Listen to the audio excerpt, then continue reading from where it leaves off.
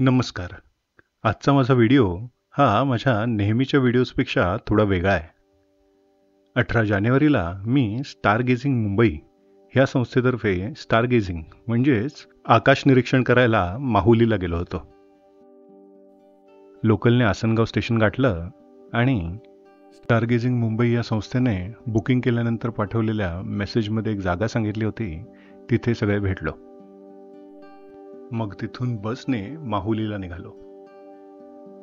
कॅम्पसाईटवर पोहोचेपर्यंत अंधार झाला होता. मॅट अंतरली आणि सुरुवातीलाच टेलिस्कोपमधून तारे बघायला सुरुवात केली. सगळे सेटल झाल्यावर मग आजच्या प्रोग्रामची माहिती देणारा कार्यक्रम झाला.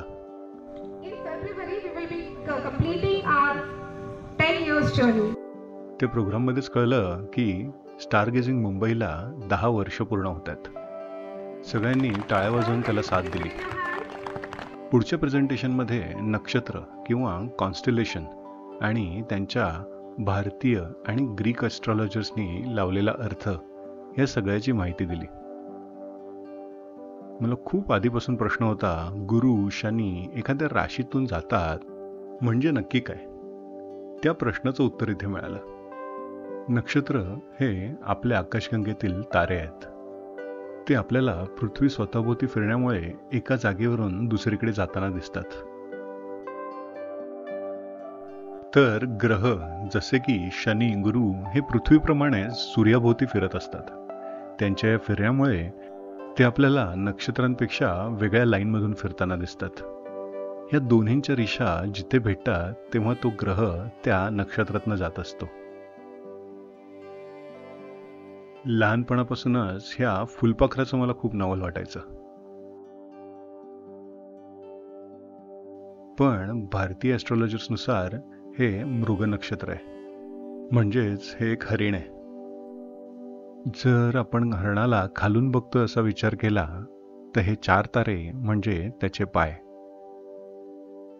आणि मधले 3 तारे म्हणजे त्याच्या नाभीमध्ये घुसलेला एक बाण आहे. पण ग्रीक ॲस्ट्रॉलॉजर्सला हा एक माणूस वाटला, जो होता ओरायन, आणि हे 3 तारे म्हणजे त्याचा बेल्ट. हा बेल्ट खाली जो ताऱ्यांचा पुंजका दिसतोय तो म्हणजे त्याचा खंजीर. त्यांनी इथे एक गमतीशीर बाब सांगितली, ती म्हणजे हा खंजीर ज्या ताऱ्याकडे पॉइंट करतो त्या ताऱ्याचं नाव सैफ आहे. खंजीर आणि सैफ. ह्या आणि अशा बऱ्याचशा गमतीशीर गोष्टी ह्या सेशनमध्ये ऐकायला मिळाल्या. त्यानंतरचं सेशन होतं दाखवलेले कॉन्स्टेलेशन आणि ग्रह टेलिस्कोपमधनं बघायचे. इथे एक आणखी गोष्ट कळली, ती म्हणजे प्रकाश वर्षांनी अंतर कसं मोजतात. प्रकाशाचा वेग हा असतो 3 × 10⁸ पर सेकंड गुणिले प्रत्येक मिनिटाची 60 सेकंद आणि प्रत्येक तासाचं 60 मिनिट, प्रत्येक दिवसाचे 24 तास आणि एका वर्षाचे 365 दिवस. ह्या सगळ्यांनी आपल्याला मिळतो जो नंबर, तो असतो 1 प्रकाश वर्ष. हे गणित जरा ओव्हरवेल्मिंग असलं तरी तारे इतके दूरवर असतात की त्यांचं अंतर मोजण्यासाठी प्रकाश वर्ष हेच माप वापरता येतं. त्या पुढची गंमत म्हणजे हे तारे शेकडो किंवा लाखो प्रकाश वर्ष आपल्यापासून दूर आहेत. त्यांचा आपल्याला आत्ता दिसणारा हा लाईट ॲक्च्युली शेकडो किंवा लाखो वर्ष आधी त्यांनी उत्सर्जित केलेला असतो. म्हणजे समजा आत्ता ह्या मिनिटाला एखादा जर तारा डिस्ट्रॉय झाला तरी तो आपल्याला पुढची शेकडो किंवा लाखो वर्ष चमकताना दिसेल, कारण तो आपल्यापासून इतका लांब आहे. दुर्मिळीतनं हा गुरु खूप छान बघायला मिळाला. त्याच्या सरफेसवरचे रंगसुद्धा अगदी उठून दिसत होते. तसंच आपल्या सूर्यमालेतला त्याच्या वलयांमुळे सगळ्यात वेगळा दिसणारा हा शनीसुद्धा आम्हाला टेलिस्कोपमधनं खूप छान बघायला मिळाला. नंतर झाला डिनर ब्रेक. इथल्या गावच्या काही स्त्रियांनी बनवलेलं छान व्हेज जेवण आम्हाला इथे देण्यात आलं.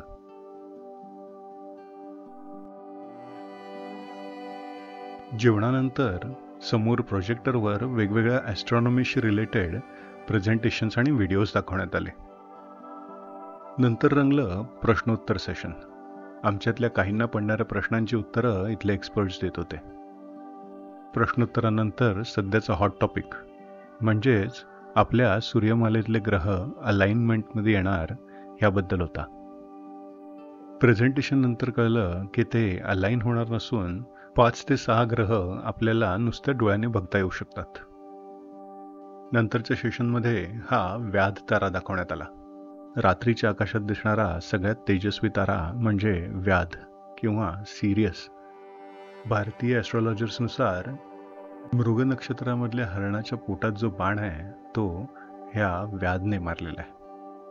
मृग नक्षत्रातली आणखीन एक गोष्ट कळली ती म्हणजे हे मृगाचे पाय कन्सिडर केले तर इथे त्याचं डोकं येतं आणि हरणाचं डोकं म्हणजेच मृगाचं शीर्ष, ज्याचं नंतर अपभ्रंश होऊन झालं मार्गशीर्ष. लहानपणापासूनच ह्या पतंगाच्या आकाराचं पण मला खूप आकर्षण होतं. हे नक्षत्र आहे सप्तर्षी. यातल्या वशिष्ठ ऋषी आणि त्यांची पत्नी अरुंधतीची गोष्ट सर्वश्रुत आहे. नंतर हळूहळू चंद्रावरती आला. चंद्राची ते खूप इंटरेस्टिंग गोष्ट कळली. दक्ष नावाचा एक राजा होता. त्याच्या 27 मुलींशी चंद्राचं लग्न झालं. पण चंद्र फक्त रोहिणी ह्या एकीकडेच लक्ष द्यायचा. बाकीच्या 26 मुलींनी रागावून त्याची कंप्लेंट दक्षाकडे केली. रागावून दक्षाने चंद्राला क्षयरोगाचा शाप दिला. चंद्र हळूहळू संपू लागला. आपण प्रत्येक पत्नीला 1 दिवस देण्याचं वचन त्याने दक्षाला दिलं तेव्हा कुठे दक्षाने त्याला उशाप दिला आणि चंद्र संपण्यापासून थांबवला. त्या 27 पत्नींवरूनच आता 27 दिवसांचं लुनार कॅलेंडर बनलंय. पण दरवर्षी 365 ऐवजी हे कॅलेंडर संपतं 355 दिवसांनी. त्यामुळेच दर 3 वर्षांनी आपल्या हिंदू कॅलेंडरमध्ये एक अधिक महिना ॲड केला जातो. म्हणूनच आपले सगळे सण ठराविक सीझनमध्येच येतात. तारीख मागे पुढे होते पण सीझन तोच राहतो. त्या उलट मुस्लिम हिजरी कॅलेंडर जे आहे ते फक्त लुनार कॅलेंडर फॉलो करतं. त्यामुळेच आपल्याला ईद ही वर्षाच्या वेगवेगळ्या महिन्यात आलेली बघायला मिळते. आता थोडं स्टार गेझिंग मुंबई ह्या संस्थेबद्दल. 10 वर्षांपासून माहुलीजवळ स्टार गेझिंग घेणाऱ्या या संस्थेचं सगळं काम इथले व्हॉलेंटियर्स अगदी प्रोफेशनली करत होते.